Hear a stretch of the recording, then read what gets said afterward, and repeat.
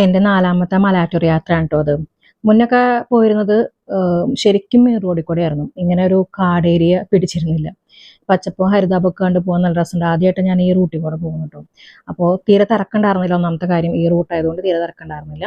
പിന്നെ ഈ സമയം എന്ന് പറയുന്നത് ഞങ്ങളൊരു 2 മണി 2:30 പുറപ്പെട്ടത്.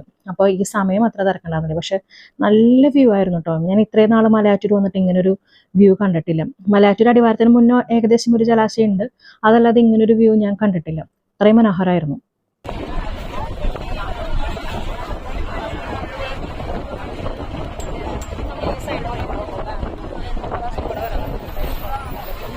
അടിവാരത്തെത്തിയിട്ടുണ്ട്.